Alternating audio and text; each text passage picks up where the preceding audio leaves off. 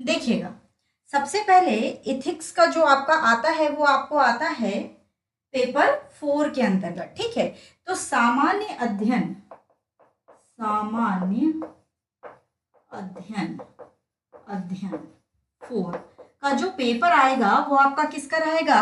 Ethics का रहेगा। ठीक है, जिसमें मैं पूरा संपूर्ण एकदम अंदर तक डीपली जाकर के तो सिलेबस का डिस्कशन नहीं कर पाऊंगी, क्योंकि फिर क्लास पूरी उसी में चली जाएगी।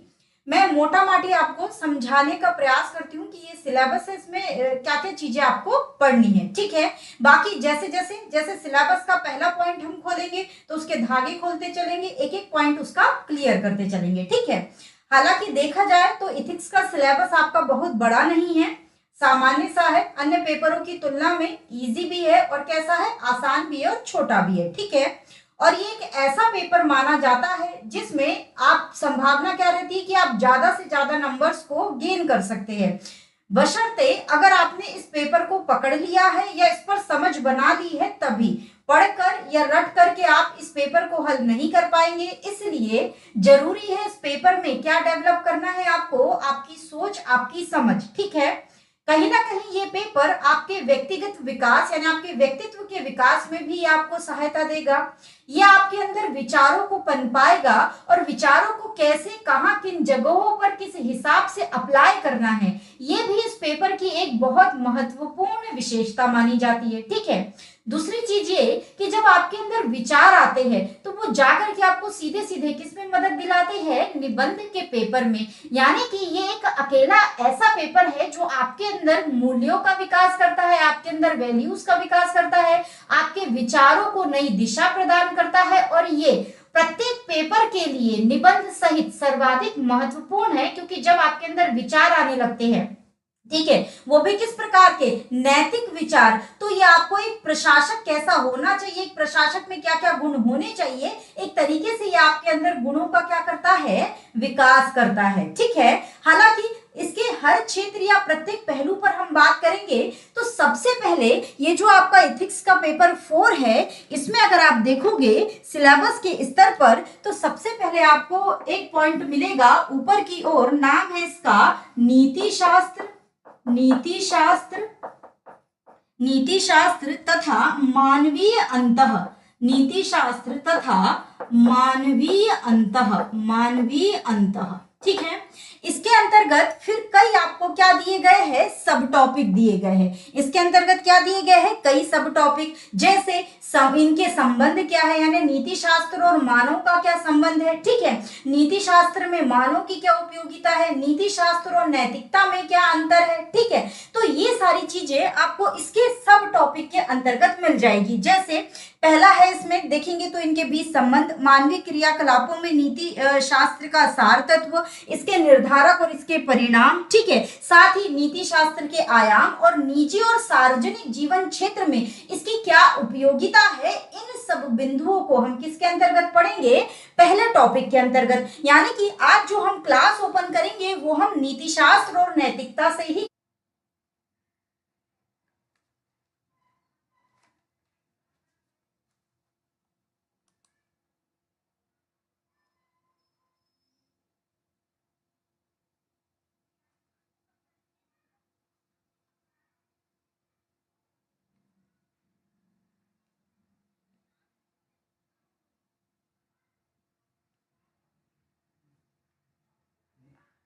अभी अभी आया सबको?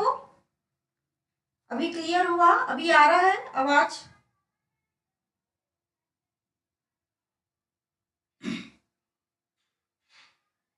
हाँ, थोड़ा लाइट ऑफ हो गया था, तो अब लाइट तो जाती है एक या दो, या एक हाथ, एक दो सेकंड के लिए, 2 मिनट गई, 1 सेकंड गई, 1 सेकंड में आ गई, लेकिन वाईफाई कनेक्ट होने में 5 मिनट ले लेता है, तो इसीलिए दिक्कत हो गई है ना। आ जाइएगा सभी। गुड इवनिंग अर्चना जी, अनिल जी। अभी आ रहा सबको? हाँ, ठीक है। देखिएगा, हम्म, देखो, तो सिलेबस का पहला बिंदु आपका क्या है, नीति शास्त्र और मानवीय अंतः, जिसमें नीति शास्त्र के प्रत्येक पहलू पे हम लोग बात करेंगे। इसके अलावा एक है आपके मानवीय मूल्य, क्या है, मानवीय मूल्य। मानवीय मूल्य क्या, वैल्यूज जो आप अपने जीवन के लिए निर्धारित करते हैं, ठीक है, जिन पर आपके समाज, आपकी शिक्षा, आपके परिवार, आपका स्कूलिंग आदि का क्या पड़ता रहता है, प्रभाव पड़ता रहता है। उनको फिर आप अन्य लोगों के साथ या अपने जीवन में उसको क्या करते हैं, जहां पर भी उसके इस्तेमाल की, वैसे तो वो आपके जीवन के प्रत्येक पहलू दिन प्रतिदिन में इस्तेमाल होती है, लेकिन उसके बावजूद मनुष्य क्या है, एक सामाजिक प्राणी और कहाँ रहता है, समाज में रहता है। तो समाज में जो आपका व्यवहार है वही सब क्या कहलाते हैं, आपके मूल्य, आपकी वैल्यूज, आपके इथिक्स, ठीक है। तो इसमें आप दूसरा जो पॉइंट पढ़ेंगे वो आप क्या पढ़ेंगे सिलेबस में, मानवीय मूल्यों के बारे में, ठीक है। इसके अलावा एक जो है आपका दूसरा बिंदु है वो है अभिवृत्ति, क्या है, अभिवृत्ति, ठीक है। अभिवृत्ति कहने का मतलब क्या, एक तरीके से आपका व्यवहार और आपके व्यवहार पर पड़ने वाले विभिन्न क्षेत्रों का प्रभाव, इसको आप अलग अलग स्थानों पर कैसे इस्तेमाल करते हैं, आपके कैसे विचार उत्पन्न होते हैं, उन विचारों को आप किस तरीके से उपयोग करते हैं, कहां पर उपयोग करते हैं। चूंकि आप प्रशासनिक क्षेत्र में जा रहे हैं और इस प्रशासनिक क्षेत्र में ये जो सिलेबस, ये जो सब्जेक्ट है आपको पढ़ाने का अर्थ ही ये है कि आपके अंदर नैतिक विचारों का क्या हो, विकास हो। तो ये जो अभिवृद्धि है एक तरीके से आपका व्यवहार ही है, आपके विचार ही है कि आप अपने व्यवहार विचारों के साथ किस प्रकार से अपनी भूमिका क्या करते हैं, अदा करते हैं, ठीक है। तो ये जो अभिवृद्धि है इसमें भी आप बहुत सारे संबंध पढ़ेंगे, जैसे इसकी संरचना पढ़ेंगे, इसका कार्य पढ़ेंगे, ठीक है, इसका प्रभाव पढ़ेंगे, नैतिक और राजनीतिक क्षेत्र में आप इसके अभिवृत्ति को लेकर जो अभिरुचि है उसके बारे में आप पढ़ेंगे, है ना। तो इसमें भी अलग अलग आयाम आपको पढ़ेंगे। जैसे मैं क्या करूंगी, मान लो मुझे आज नीति शास्त्र पढ़ाना है, ठीक है, तो नीति शास्त्र को जब हम पढ़ेंगे तो उसके एक एक बिंदु, जैसा आपके सिलेबस में सेम वैसा ही हेडिंग डला के मैं सारी चीजें आपको करा दूंगी, वैसे ही प्रत्येक जो बिंदु को हम उठाएंगे उसकी एक एक हेडिंग डाल के हम क्या करते जाएंगे, आगे का अध्ययन करते जाएंगे, ठीक है। तो एक हो गया अभिवृद्धि। इसके अलावा सिविल सेवा क्षेत्र में, सिविल सेवा क्षेत्र में प्रत्येक आयाम आपको पढ़ने हैं, जैसे कि क्या क्या पढ़ना है, अभिरुचि पढ़ना है, बुनियादी मूल्य पढ़ना है, सत्यनिष्ठा, निष्पक्षता, ईमानदारी, वस्तुनिष्ठता आदि, इन सब के बारे में इनका पूरा एक एक टॉपिक रहता है। तो इसके टॉपिक के प्रत्येक क्षेत्र में हम क्या करेंगे, प्रवेश करेंगे। तो ये आपके सिलेबस का एक बिंदु ये हो गया।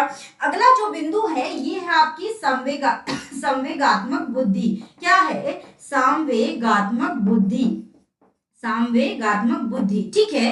मतलब आप अपनी इंद्रियों, अपने संवेगों के माध्यम से किस प्रकार चीजों को समझते हैं। मान लो आपके सामने कोई ऐसी अचानक सी परिस्थिति आ गई, वहां परिस्थिति कोई विकट या संकट भरी आ गई, या कहीं ऐसी परिस्थिति आ गई जहां आप नैतिक दुविधा में फंसे हुए हो, तो उस नैतिक दुविधा से कैसे आप बाहर निकलेंगे, आप कैसे पता करेंगे कि क्या करना चाहिए, क्या नहीं करना चाहिए। तो ये आपको आपके संवेगों के माध्यम से, जो अंतर्मन से आपके निकलते हैं, ठीक है। तो अंतर्मन से निकलने वाले जो संवेग है, जो आपकी बुद्धि आपको डायरेक्शन देती कि इस परिस्थिति में आपको ये कार्य करना चाहिए, इस परिस्थिति में ये कार्य उचित रहेगा या ये कार्य अनुचित रहेगा।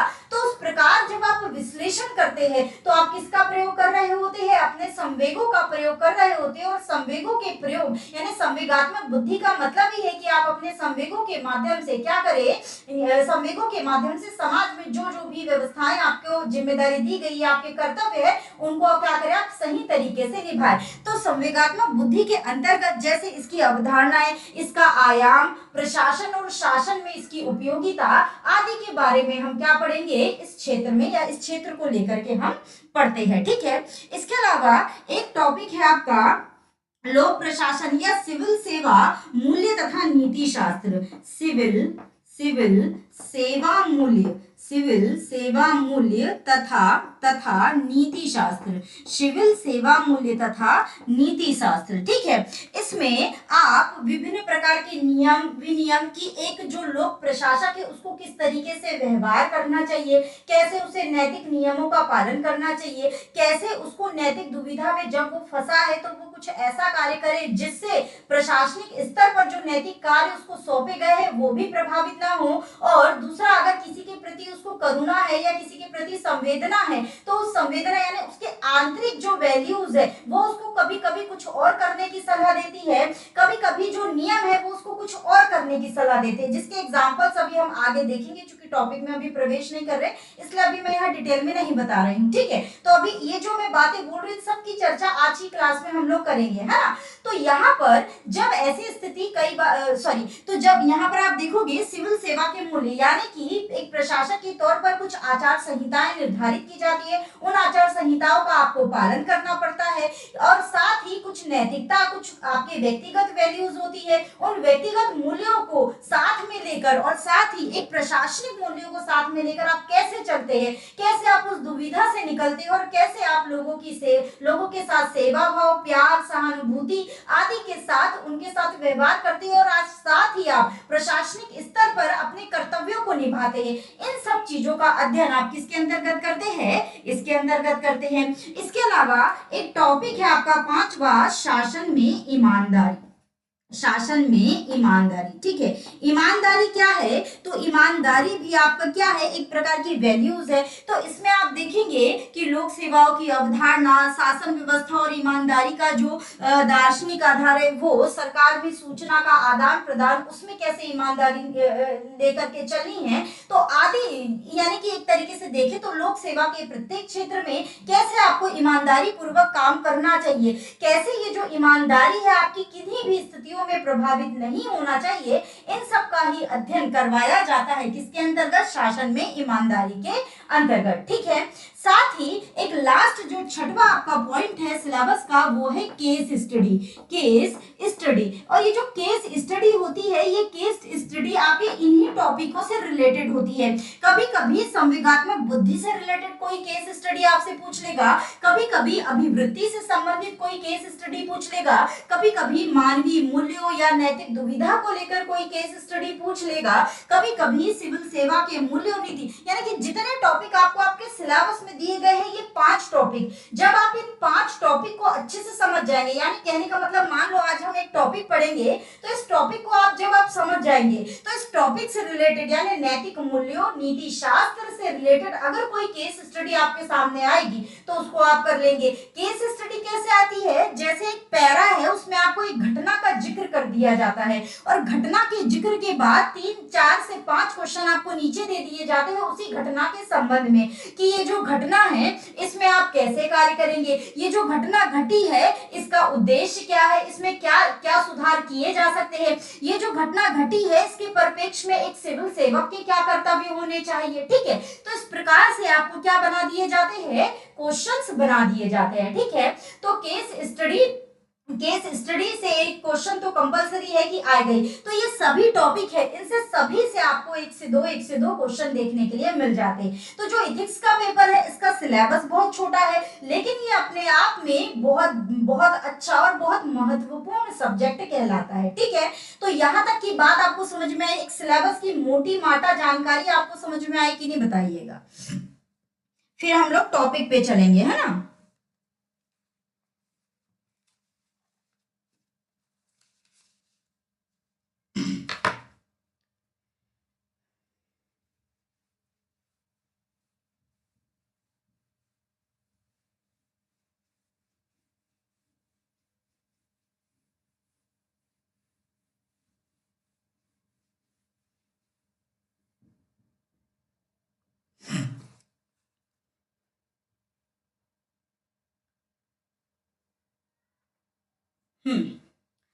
अब देखिएगा बात आती है कि नीति शास्त्र क्या है।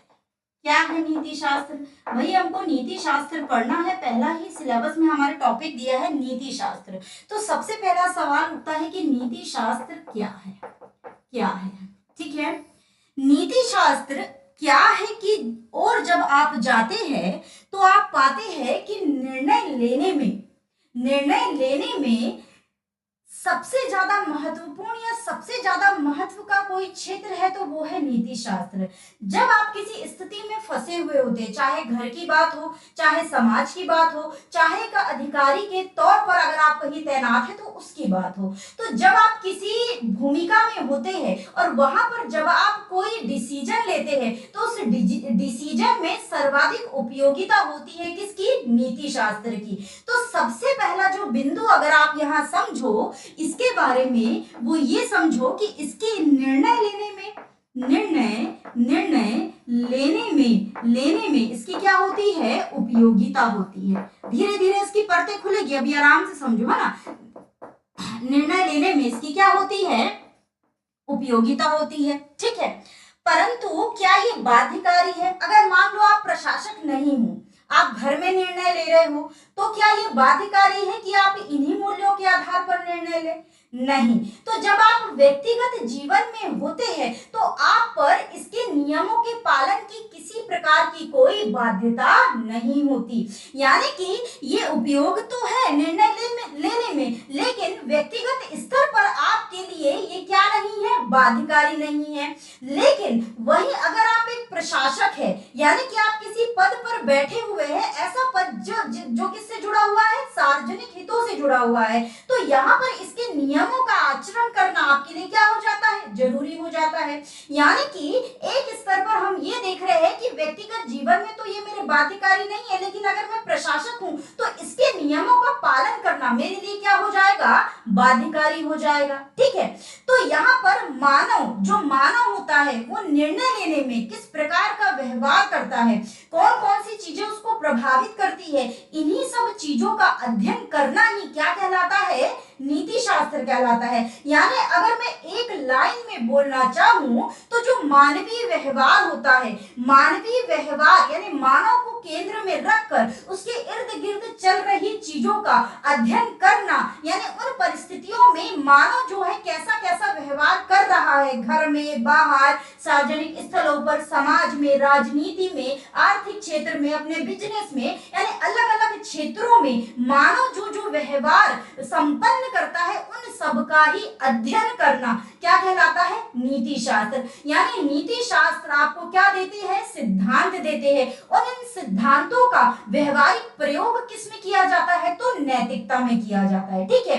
नीति शास्त्र और नैतिकता दोनों साथ साथ चलने वाली चीजें हैं। कौन कौन सी? नीति शास्त्र और क्या है आपकी? नैतिकता। दोनों एक दूसरे से जुड़ी हुई है, लेकिन दोनों में अंतर मौजूद है। जैसे कि अर्थशास्त्र, इकोनॉमी में आप पढ़ते हैं कि अर्थशास्त्र और अर्थव्यवस्था में आप पढ़ते हैं कि भाई अर्थशास्त्र क्या है? सिद्धांत है ये चीजें दी गई है, यानी सिद्धांत है ये चीजें दी गई है, इस प्रकार ये इन सिद्धांतों पर चलकर आपको क्या करना है? कार्य करना है। और उसका जो व्यवहारिक पक्ष यानी जो सिद्धांत है उनके आधार पर जो कार्य आप कर रहे हैं वो किसके अंतर्गत करते हैं? अर्थव्यवस्था के अंतर्गत करते हैं, ठीक है। तो बिल्कुल वही कॉन्सेप्ट यहाँ पर भी लागू होता है कि जो नीति शास्त्र है ये क्या देता है? आपको सिद्धांत देता है, और उन सिद्धांतों का जो व्यवहार आपको करना है वो किसके अंतर्गत करना है? नैतिकता के अंतर्गत। यानी हम ये कह सकते हैं कि जो नैतिकता है वो क्या होती है?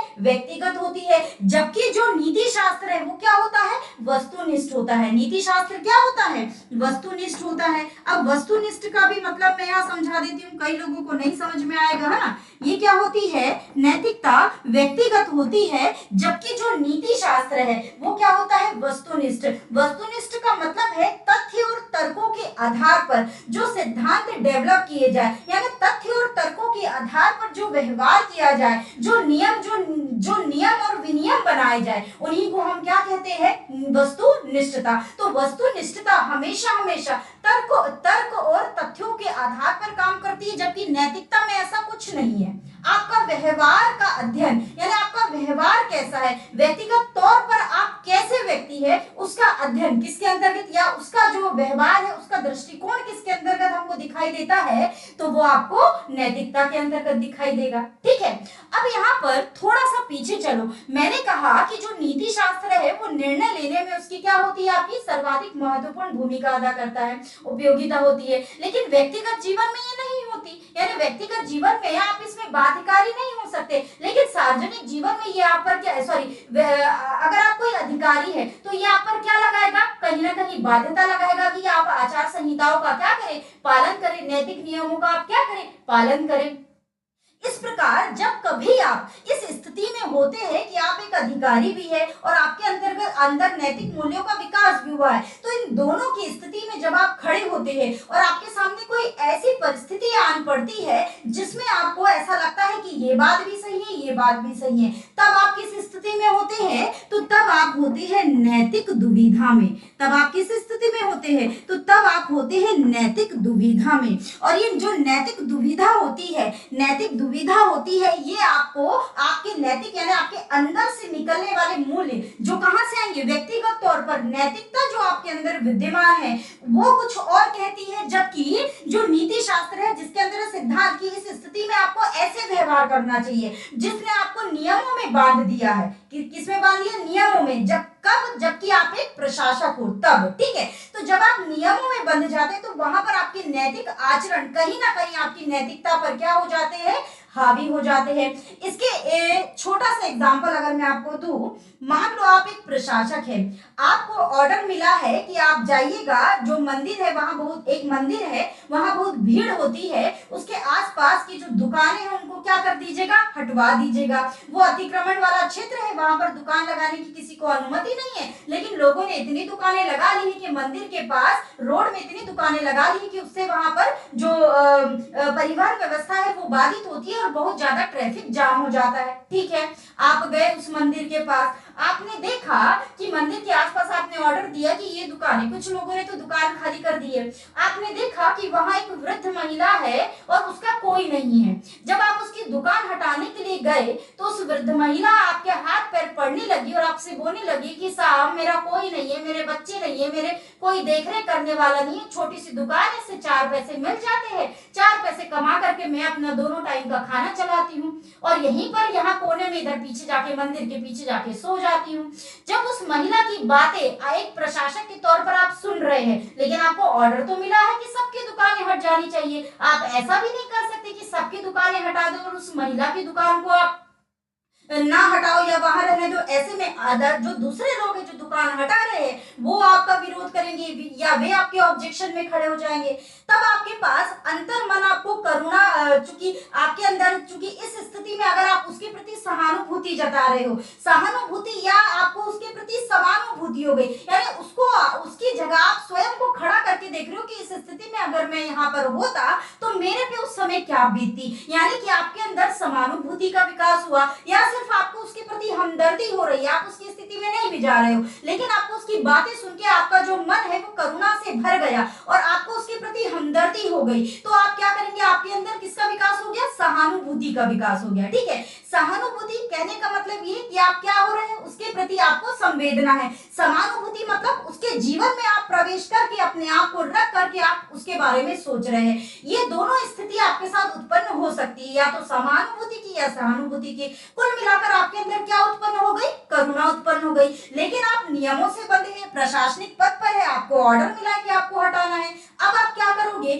चूंकि आपको प्रशासनिक नियमों का पालन तो करना ही होगा, ऐसे में तो आपका ऊपर वाला आपके ऊपर कार्रवाई कर देगा अगर आप नहीं करोगे, तो आप यहाँ दो द्वंद्व में फंस जाते हैं। तो यही आपकी क्या कहलाती है, नैतिक दुविधा कहलाती है। ठीक है, इसके अलावा अगर दूसरे एग्जाम्पल से आप समझे, जैसे मान लो आप एक बड़े अधिकारी है, ठीक है, आपने देखा कि आपके जो अधीनस्थ कर्मचारी है उसमें से एक जो आपका प्यून है उसको आपने रिश्वत लेते पकड़ लिया, या आपने देखा कि वो क्या कर रहा है, रिश्वत ले रहा है। चूंकि एक प्यून है, उसके 3-4 बच्चे हैं, तो वो कहीं ना कहीं अपनी आर्थिक स्थिति को बेहतर बनाना चाहता है, इसलिए वो ये काम कर रहा है। लेकिन आपने चूंकि उसको क्या कर लिया, भ्रष्टाचार करते हुए पकड़ लिया। अब जब आपने उसको पकड़ लिया तो वो आपके सामने गिड़गिड़ाने लगा, साहब मेरे छोटे छोटे बच्चे हैं, मेरी बिटिया स्कूल में पढ़ रही है, उसकी फीस मुझे देना था, इसलिए मेरे पास पैसे की व्यवस्था नहीं हो पा रही थी, इसलिए मैंने ये सारे कार्य किया। अब वो आपके सामने रो रहा है, अब फिर आप नैतिक दुविधा में फंस गए। अगर आप उसके पास साथ अगर कार्रवाई नहीं करेंगे तो आप भ्रष्टाचार को बढ़ावा देने में शामिल हो जाएंगे, और हो सकता है कि अगर आप उस समय उसको ना रोके, उस पर कार्रवाई ना करें, तो वो दोबारा भी ऐसा कर सकता है। इसकी भी कोई गारंटी नहीं कि वो आप छोड़ देंगे तो वो दोबारा ऐसा नहीं करेगा।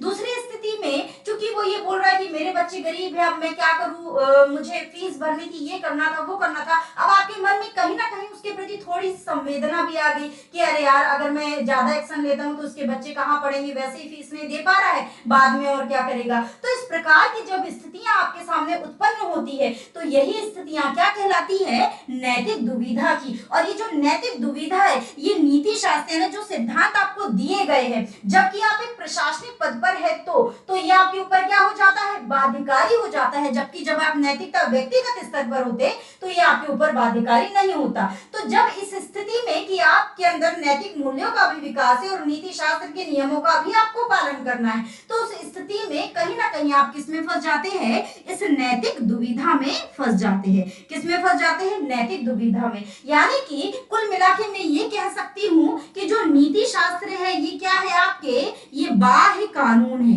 क्या है आपके, बाह्य कानून, जो ऊपर से आपको कानून जो नियम बना दिए गए हैं ये वो है। जबकि जो आपका नैतिकता है ये क्या कहलाते हैं, आपके आंतरिक कानून। यानी आपने अंतर मन में कुछ नियम निर्धारित किए हैं, उन नियमों को कि नहीं मैं कभी चोरी नहीं करूंगा, मैं हमेशा सत्य बोलूंगा, मैं हमेशा ईमानदार रहूंगा, मैं हमेशा दूसरों की सेवा करूंगा, मैं हमेशा दूसरों के प्रति दया रखूंगा, प्रेम भाव रखूंगा, सहानुभूति रखूंगा, दूसरों की समस्या को समझने का प्रयास करूंगा। तो ये नैतिक मूल्य है जो आपने अपने लिए निर्धारित किए हैं, ठीक है। जबकि नीति शास्त्र कुछ नियम बताता है, कुछ कानून बनाता है, जिनको आपको आपके प्रशासनिक जीवन में क्या करना पड़ता है, फॉलो करना पड़ता है, ठीक है। तो इस प्रकार से जब नैतिक दुविधा में आप होते हैं तो आपको इस तरीके की स्थिति आपके सामने उत्पन्न हो जाती है, ठीक है। तो ये होता है आपका नैतिक, नीति शास्त्र और नैतिकता। इस प्रकार अगर हम यहां तक बात समझ में आई कि नहीं, पहले ये बताइएगा फिर आगे बढ़ाती हूँ। दोनों में एक बेसिक अंतर समझ में आया कि क्या होता है नीति शास्त्र, क्या आज नीति शास्त्र और नैतिकता पे ही पूरी चर्चा होगी, ठीक है। अभी और इसके आयाम निकल करके आएंगे, अभी आराम से बैठिएगा आप लोग। यहां तक की बात क्लियर है या नहीं, सबसे पहले मुझे ये बताओ।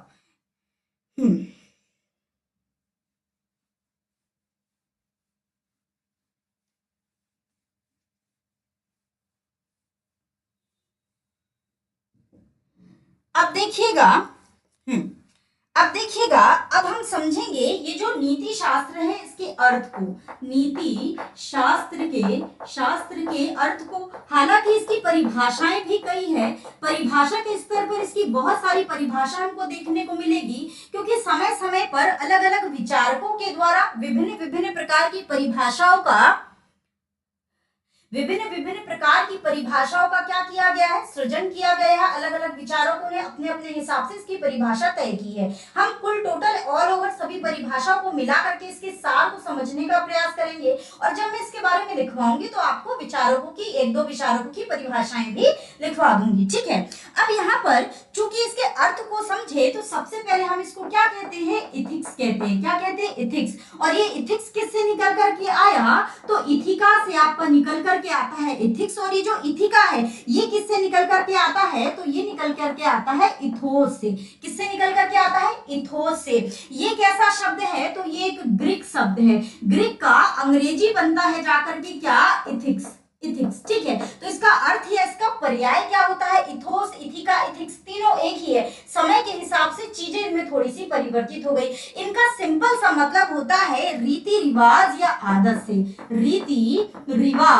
रीति रिवाज या जो आदत होती है उसको क्या कहा जाता है, उसको इथिक्स। यानी इसके अर्थ को अगर हम देखें, अब ये भी समझ में आएगा कैसे क्या है ना। रीति रिवाज और आदत आदि क्या कहलाते हैं, इसके इथिक्स। यानी इसका अर्थ है, इसका पर्याय ये होता है। इसके अलावा नैतिकता के अर्थ में जब आप देखोगे तो एक होता है मोरल फिलोसॉफी। क्या होता है, मोरल फिलोसॉफी, ठीक है। मोरल फिलोसॉफी निकला है आपका मोरालिटी से, ठीक है। और ये मोरालिटी, इसका अर्थ क्या होता है, लोक व्यवहार, मतलब जनता का व्यवहार, लोक व्यवहार, लोक आचरण या परंपराएं, ठीक है। तो एक तरीके से कुल मिलाकर के नीति शास्त्र और नैतिकता के अंतर्गत आपको रीति रिवाज, आदत किसको केंद्र में रखकर, मनुष्य को केंद्र में रखकर, ये दर्शन शास्त्र मनुष्य को केंद्र में रखकर ही आया है। ठीक है, मनुष्य के प्रत्येक पहलू पर विचार करने के बाद ही दर्शन शास्त्र का क्या हुआ है, जन्म हुआ है। तो यहाँ पर रीति रिवाज, आदत, लोक व्यवहार, आचरण, परंपराएं आदि का अध्ययन करना, आदि का अध्ययन किसके अंतर्गत किया जाता है, इसी सब्जेक्ट या इसी विषय के अंतर्गत किया जाता है। और नैतिकता, ये क्या हो गया आपका नीति शास्त्र, और ये क्या हो गया नैतिकता। नीति शास्त्र यानी आपकी आदत, आपकी रीति रिवाज, विभिन्न प्रकार की क्रियाकलाप, गतिविधियां, उन सब का क्या करना है, सैद्धांतिक यानी सैद्धांतिक स्तर पर उन सबका अध्ययन करना है। दूसरा, व्यवहारिक स्तर पर आपका व्यवहार कैसा, आपका आचरण कैसा, आपकी परंपराएं कैसी, इन सब का अध्ययन करना ही क्या कहलाता है, नैतिकता कहलाता है। ठीक है, अब यहाँ पर अगर हम आगे बढ़े इसमें, तो आप ये कह सकते हैं कि तो आप ये कह सकते हैं कि मनुष्य द्वारा किया गया आचरण, अगर मैं एक परिभाषा यहाँ पर दूं आपको, तो क्या परिभाषा हो सकती है, मनुष्य द्वारा किया गया आचरण, मनुष्य द्वारा किया गया आचरण जिससे किसी उद्देश्य,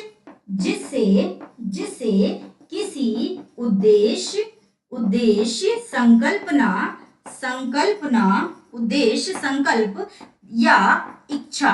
या इच्छा से किया गया हो, यानी ऐसा मानवीय व्यवहार या आचरण जो किसी उद्देश्य, संकल्प या इच्छा से किया गया हो, उसी को हम क्या कहते हैं, उसी को हम कहते हैं नीति शास्त्र। ठीक है, यानी कि जो नीति शास्त्र है वो मानव जीवन से संबंधित आदतों, विचारों, आपकी स्वतंत्रता, आपकी समानता आदि का मूल्यांकन करता है, जिसके आधार पर आपके उचित या अनुचित होने को वह निर्धारित करता है। यही क्या कहलाता है, नीति शास्त्र कहलाता है। ठीक है, यानी किन परिस्थितियों में आप कैसा व्यवहार करते हैं, आप शुभ है, अशुभ है, उचित है, अनुचित है, आप खुश है, दुखी है, आदि का अध्ययन करना ही क्या कहलाता है, नीति शास्त्र कहलाता है। ठीक है, इतनी बात। इसके बाद आप देखेंगे कि ये जो नीति शास्त्र है, अगर इसको कुल मिलाकर हम देखें तो ये एक प्रकार का क्या है, उपयोगिता सिद्धांत है। एक प्रकार का क्या है, चूंकि हमने पहली लाइन में, पहली बार में हमने देखा था, इसका किस क्षेत्र में यूज होता है, उपयोग, यानी इसका अच्छे से उपयोग करना ही क्या कहलाता है, नीति शास्त्र।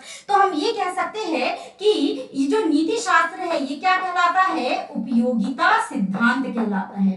क्या कहलाता है, तो उपयोगिता सिद्धांत। बड़े आराम से, बड़े ध्यान से पढ़ना, मैं भी आज बहुत आराम से धीरे धीरे पढ़ा रही हूँ। ठीक है, टॉपिक शुरू का है, अगर ये समझ में आ गया तो पूरा इथिक्स समझ में आ जाएगा। ठीक है, देखो, तो जो इथिक्स है ये क्या करता है, उपयोगिता सिद्धांत की बात करता है। और उपयोगिता सिद्धांत के दर्शन शास्त्र में जो समर्थक है, दो नाम निकल करके आते हैं मुख्य तौर पर, एक बेंथम और किसका, जेएस मिल का, एक बेंथम का और एक जेएस मिल का। अब आप बोलोगे इनके तो हमने राजनीतिक विचार भी पढ़े हैं, तो हाँ भाई, ये राजनीतिक, सामाजिक, दार्शनिक सब प्रकार के इन्होंने विचार दिए हैं। तो मुख्य तौर पर दर्शन शास्त्र या नीति शास्त्र में जो उपयोगिता का सिद्धांत दिया गया है वो किसके द्वारा दिया गया है, बेंथम और जेएस मिल के द्वारा दिया गया है। किसके द्वारा, बेंथम और जेएस मिल के द्वारा दिया गया है। अब ये जो उपयोगिता सिद्धांत है ये कहता क्या है, ये कहता है कि जितना ज्यादा हो सके दूसरों का क्या करना है, हित करना है, स्वयं का नहीं। वैसे तो एक लाइन में ये कहता है कि जितना ज्यादा हो सके दूसरों के उपयोग आना है, यानी दूसरों के काम आना है, दूसरों का हित करना है या हित करना है, सीधे ये हित की बात कहता है। लेकिन ये स्वयं के हित की बात नहीं कहता है,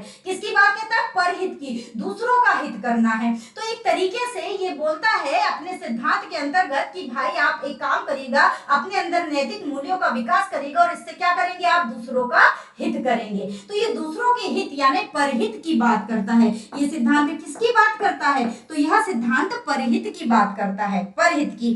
अब ये जो परहित की है अवधारणा, ये क्यों निकल के आने लगी, क्यों ऐसा बोला जाने लगा कि आप दूसरों का हित करिएगा, अपने हित के बारे में मत सोचिएगा। कहीं ना कहीं कुछ तो समाज में ऐसा घटित हो रहा होगा, ऐसा प्रचलित हो रहा होगा, तभी तो ये नैतिक नियम निकल के आने लगे। नैतिक नियम तभी तो निकल के आने लगे।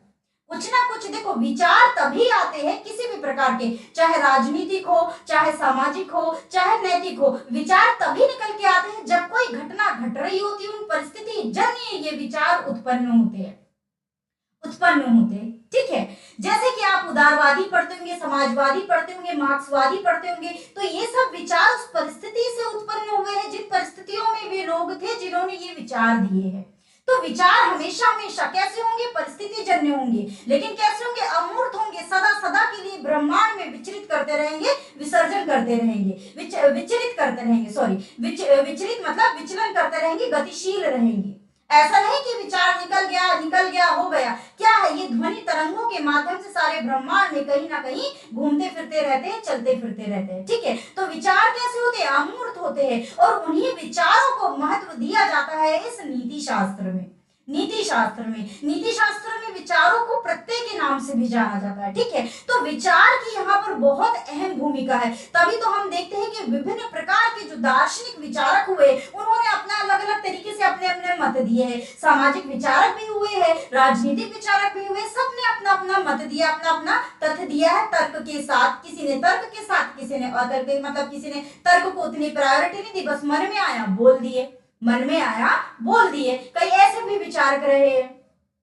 ठीक है, तो हमेशा हमेशा ये क्या करते हैं, विचारों को उत्पन्न करते हैं, विचारों को उत्पन्न करते हैं। ठीक है, अब यहाँ पर चूंकि हम बात कर रहे थे कि परहित, उपयोगिता सिद्धांत की बात करते हैं, बोला था परहित की बात करना चाहिए, मतलब दूसरों का भला करना चाहिए, दूसरों के काम आना चाहिए, दूसरों के काम आना चाहिए। ठीक है, तो यहाँ पर ये बात निकल के क्यों आई। अब आप चलो प्राचीन समाज में कहा जाओगे आप, वैदिक काल में जाइएगा, वैदिक काल में जब हमारे यहाँ क्या चल रहा था, ऋग्वैदिक काल चल रहा था। तो ऋग्वैदिक काल तक आप जानते हैं कि मनुष्य कैसा जीवन व्यतीत कर रहा था, पशुपालक था, घुमक्कड़ी जीवन व्यतीत करता, कभी यहाँ रहता था तो कभी वहां रहता था, अलग अलग स्थानों पर रहता था। ठीक है, कोई उसका स्थायी निवास नहीं था। धीरे धीरे उसने क्या, समूह में रहना प्रारंभ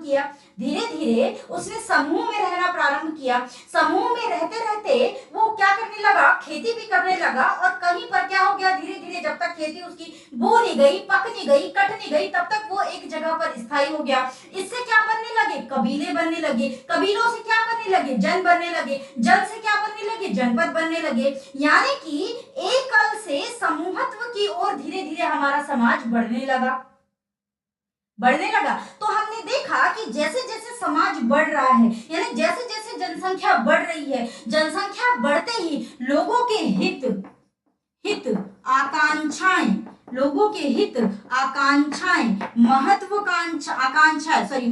इच्छाएं आदि भी क्या करने लगी, बढ़ने लगी। यानी समाज में जैसे जैसे वृद्धि हो रही थी जनसंख्या में, लोगों के हित, आकांक्षाएं, इच्छाएं आदि बढ़ने लगी। ये सब बढ़ने से जो उनकी बेसिक नीड थी, बेसिक क्या था, भूख लग रही है, खाना चाहिए, प्यास लग रही है, पानी चाहिए, तन ढकने के लिए एक ठो कपड़ा चाहिए, रहने के लिए एक ठो झोपड़ी चाहिए। लेकिन जैसे जैसे जनसंख्या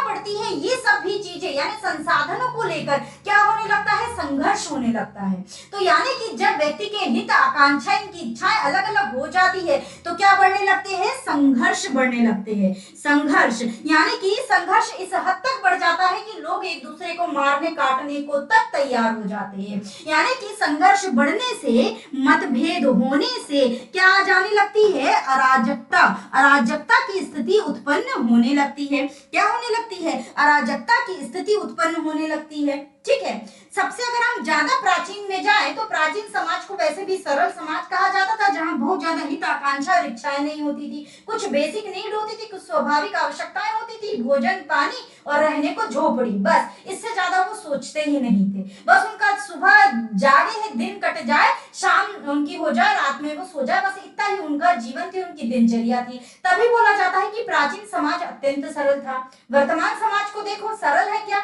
नहीं है, बहुत कठिन है। आदमी आज से 20 साल के बाद की तक सोच रखता है कि आज मैं इस स्थिति में हूँ, वो अपने आप की 20 साल के बाद की तक कामना करता है। ठीक है, तो क्या बढ़ गए, उसकी आकांक्षाएं बढ़ गई, उसकी इच्छाएं बढ़ गई, उसके हित बढ़ गए। और ये एक के नहीं बढ़े हैं, सबके बढ़े हैं, क्योंकि जिस दुनिया में आप जी रहे हैं, सामने वाला या दूसरा व्यक्ति भी उसी दुनिया में जी रहा है। तो इस तरीके से जब सबके हित, आकांक्षा, इच्छाएं बढ़ने लग जाती है तो संघर्ष उत्पन्न होता है, और जब संघर्ष उत्पन्न होता है तो क्या होती है, अराजकता आती है। यही स्थिति धीरे धीरे समाज में डेवलप होने लगी थी।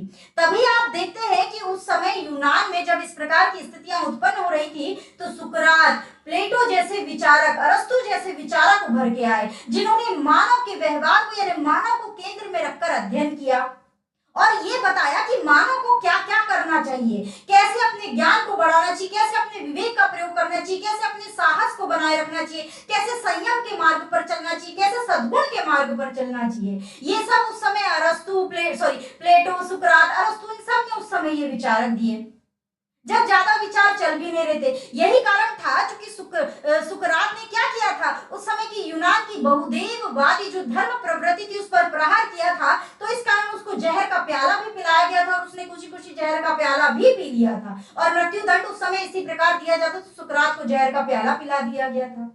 सिर्फ उसके विचारों को प्रकट करने के कारण क्या है कि तुम जो नौजवान है, नवयुवक है, उनको तुम बर्बाद करे दे रहे हो, यूनान में तुम अच्छा नहीं कर रहे हो, इस तरीके की बातें आपको नहीं करनी चाहिए, आप ये जहर का प्याला पी लो। उनको जहर का प्याला पिला दिया गया, ठीक है। तो इससे उनके शिष्य हुए प्लेटो के शिष्य हुए अरस्तु, जिनने आगे जाकर न्याय, शिक्षा, संयम, विवेक आदि की बात की, और सुकरात के कहीं ना कहीं सद्गुण को भी लेकर वो आगे चले। तो इस प्रकार से आप देखेंगे कि जब अराजकता बढ़ी तो कई विचारक भी उत्पन्न हुए। तो यहाँ पर जब आप देखते हैं, इसके बाद देखो, पहले तो क्या है, सुकरात, प्लेटो, इनके नाम मुख्य तौर पर लिए जाते हैं। हम हमारे भारतीय संदर्भ में वेदों की बात कर सकते हैं, गीता की बात कर सकते हैं, जिन्होंने ये बताया कि मानव को कैसे व्यवहार करना चाहिए, कैसे अपना जीवन जीना चाहिए, किन किन सिद्धांतों पर चलना चाहिए। गीता हमें कई पाठ पढ़ाती है, वेद हमें कई पाठ पढ़ाते हैं, ऐसे कई हिंदू धर्म ग्रंथ है जिन्होंने ये बताया कि मानव को कैसे कैसे जीवन व्यतीत करना चाहिए। ये तभी तो बताया गया जब समाज में क्या फैलने लगी, अराजकता फैलने लगी। इसके बाद कई आधुनिक विचारक आए। आधुनिक विचारकों में मुख्य तौर पर नाम आता है हॉब्स का, लॉक का और रूसो का। हॉब्स का, लॉक का और किसका, रूसो का। हॉब्स और लॉक जो थे ये आपके कहाँ के थे, इंग्लैंड के, जबकि जो रूसो थे ये आपके कहाँ के थे, स्विट्जरलैंड के। और अरस्तु, प्लेटो और सुकरात, ये सब कहाँ के थे, यूनान के, ठीक है। तो इसके बाद, इनके बाद क्या आते हैं, कई आधुनिक विचारक आते हैं। और जितने भी ये विचारक आए, चाहे पुराने हो, सुकरात हो, प्लेटो हो, अरस्तु हो, या फिर हॉब्स हो, लॉक हो, रूसो हो, ये जितने भी विचारक हुए हैं, इन्होंने मानव स्वभाव को केंद्र में रखकर क्या किया है, अध्ययन किया है। चूंकि ये मानव स्वभाव को केंद्र में रखकर अध्ययन किया, तो हॉब्स का एक कथन बताती हूँ। हॉब्स कहता है कि मनुष्य जन्मजात नीच होता है, जन्मजात पापी होता है, जन्मजात स्वार्थी होता है। अब उसने ऐसा क्यों कहा होगा? हॉब्स ने कहा, 2 मिनट,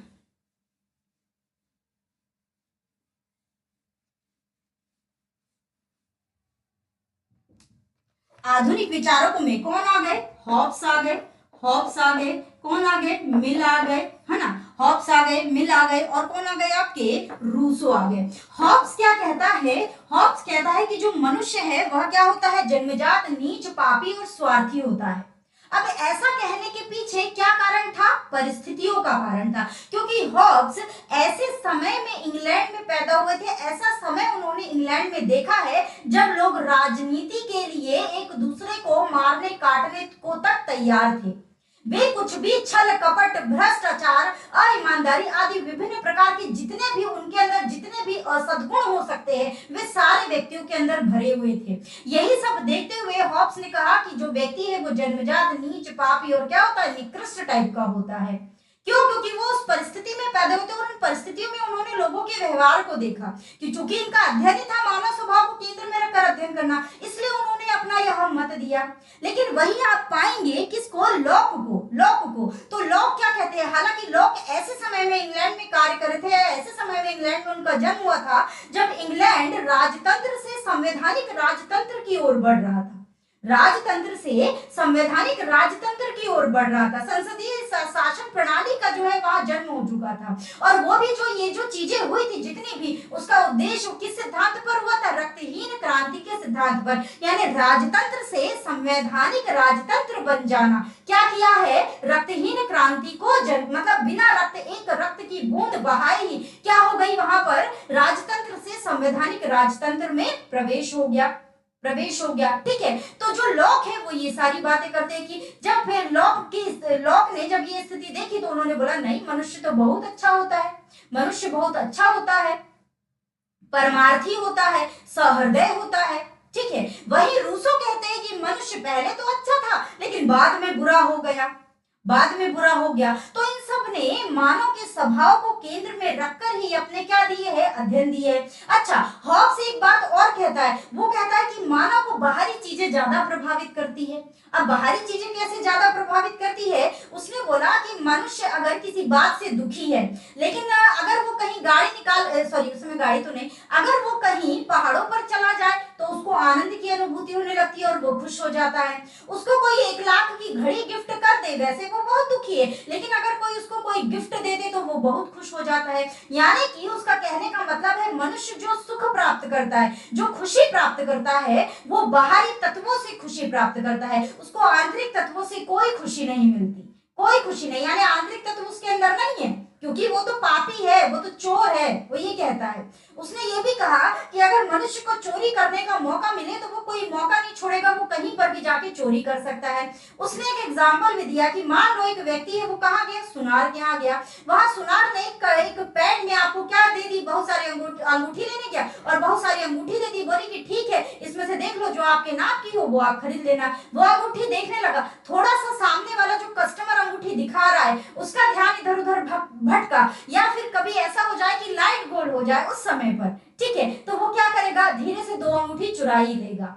लेकिन अगर उसके अंदर नैतिक नियमों का विकास हुआ होगा तो वो क्या, लोग लाज के मारे कि नहीं, अगर सीसीटीवी कैमरे पर आ गया तो, वर्तमान की स्थिति, अगर सीसीटीवी कैमरे पर आ गया तो, अगर किसी ने देख लिया तो, अगर किसी ने चेक कर लिया तो, अगर कोई मुझे चोर नजर से इधर उधर से देख रहा हो तो लोग लाज के मारे, अंदर से उसकी जो नैतिक आत्मा है, अंदर से जो उसकी अंतर आत्मा है, वो उसको कचोट रही कि ना ऐसा ना करो। लेकिन अगर मौका मिलेगा उसको तो वो फिर भी वो कृत्य कर लेगा।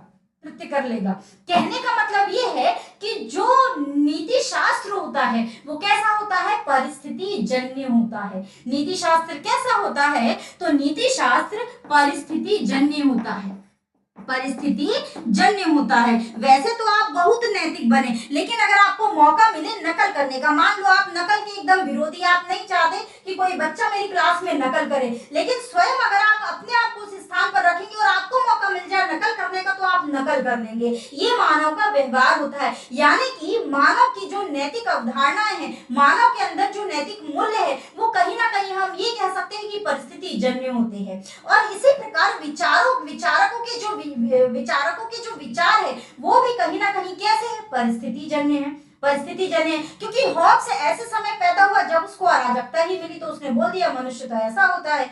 लॉक ऐसे समय में पैदा हुआ जब उसके यहाँ राजतंत्र से संवैधानिक राजतंत्र की ओर बढ़ा था, उसने बोला नहीं मनुष्य तो बहुत अच्छा होता है। सुकरात, प्लेटो आदि ने मनुष्य की कोई ऐसी बुराई नहीं कि उन्होंने मानव को केंद्र में रखकर यही बताया कि मानव को क्या क्या कार्य करने चाहिए। कहीं ना कहीं हम ये कह सकते हैं कि जो हॉब्स है, लॉक है, रूसो, ये सब नीति शास्त्र की बात करते हैं, जबकि सुकरात, प्लेटो और अरस्तु ये सब मानव यानी नैतिकता की बात करते हैं। यानी वो बोलते हैं कि मानव को क्या करना चाहिए, ये बोलते हैं कि मानव क्या कर सकता है, मतलब मानव को कैसे करना चाहिए, ये सिद्धांत बताएगा नीति शास्त्र, जबकि नैतिकता क्या बताएगी कि कैसे कैसे व्यवहार करना है आपको। ठीक है, तो ये सारी बातें हैं। इसके अलावा अब चूंकि हमने ये समझा कि ये क्या होते हैं, परिस्थिति जन्य होते हैं, यानी कि जो नैतिकता होती है, नैतिकता होती है वो कैसी हो सकती है, सापेक्ष भी हो सकती है, सापेक्ष भी हो सकती है, और कैसी हो सकती है, शाश्वत भी हो सकती है, शाश्वत भी हो सकती है, दोनों ही प्रकार की होती है। दोनों के एग्जाम्पल मैं आपको देती हूँ, अभी आपको समझ में आ जाएगा। ठीक है, जो नैतिकता है वो कैसी होती है, सापेक्ष भी होती है, शाश्वत भी होती है। सापेक्ष का मतलब क्या, जो समय और स्थान के अनुसार बदल जाए। जैसे हॉब्स के समय कुछ और बात थी तो उसने अपने विचार और दिया, लॉक के समय कुछ और बात थी तो उसने अपने विचार और दिया। ठीक है, तो जो समय और स्थान के अनुसार बदल जाती है उसको हम क्या कहते हैं, उसको हम कैसी नैतिकता कहते हैं, सापेक्षिक नैतिकता। सापेक्षिक नैतिकता समय और स्थान के अनुसार बदल गई। जैसे बाल विवाह, पहले हमारे यहाँ मान्य था, बाल विवाह होते थे, लेकिन समय के साथ हमको समझ में आया कि बाल विवाह अच्छा नहीं होता है, तो क्या बदल गई, बाल विवाह की अवधारणा और उस पर रोक लगने लगे। ठीक है, तो किसके सापेक्ष, समय और स्थान के अनुसार उसको बदलना पड़ा। जैसे पहले समलैंगिक जो लैंगिकता जो थी उसको किसी प्रकार का कोई भी अधिकार या किसी प्रकार की कोई प्रायोरिटी नहीं, जबकि इस प्रकार के जो व्यक्ति है उनसे अछूतों जैसा व्यवहार करना, उनके साथ गंदा खराब व्यवहार करना, ये सब किया जाता था। लेकिन वर्तमान स्थिति में चूंकि विश्व भर में समलैंगिकता का धीरे धीरे डंका बज रहा है, तो हम ये कह सकते हैं कि आज प्रत्येक देश उसको एक्सेप्ट कर रहा है। तो परिस्थिति और समय के अनुसार क्या बदली, चीजें बदली। तो इस प्रकार के जो मूल्य निर्धारित होते हैं, इस प्रकार की जो नैतिकता का विकास आपके अंदर होता है, वो किस वजह से होता है, सापेक्षिक नैतिकता, यानी समय और स्थान के साथ बदलाव आ जाता है, विचारों में बदलाव आ जाता है, विज्ञान में बदलाव आ जाता है, इस कारण आपके विचार भी बदल जाते हैं। ठीक है, कुछ जो नैतिकताएं हैं वो शाश्वत होती है, जैसे ईमानदारी पहले भी थी, अभी भी है, भविष्य में भी रहेगी। सत्य पहले भी था, अभी भी है, भविष्य में भी रहेगा, भविष्य में भी रहेगा। तो इस प्रकार के जो नियम है, सत्य अभी भी है, पहले भी है, भविष्य में, इसके अलावा और भी कई चीजें ऐसी हैं जो क्या होती है, शाश्वत होती है, नैतिकता में शाश्वत होती है। ठीक है, तो ये सारी चीजें जो है आप देखते हैं कि जो नैतिकता है, इस प्रकार से आपको कहीं ना कहीं दो प्रकार, इस प्रकार में ये कह सकते हैं कि विभिन्न प्रकार के जो हित है अलग अलग, पहले कुछ और, अभी कुछ और, अभी कुछ और, यानी अभी ही बहुत सारे विभिन्न हित, इन सब के बीच में सामंजस्य बिठाने का जो काम है वो कौन करता है, तो नीति शास्त्र करता है। इतने सारे हित है, अब इनकी कहीं इनके विचार है, कहीं इनके विचार, कहीं इनके विचार, ये सब टकरा रहे हैं, इनका कारण जानने का, इनको विश्लेषण करने का, इन सब का यानी हितों के मध्य जो सामंजस्य बिठाएंगे उसी को क्या कहेंगे, नीति शास्त्र कहेंगे। वही क्या कहलाएगा, नीति शास्त्र कहलाएगा। ठीक है, इतनी बात समझ में आई या नहीं आई, बताइएगा। यहां तक बात समझ में आई, मजा आ रहा है कि नहीं क्लास में, ये भी बताओ, बोर तो नहीं हो रहे हो, ये भी बताओ।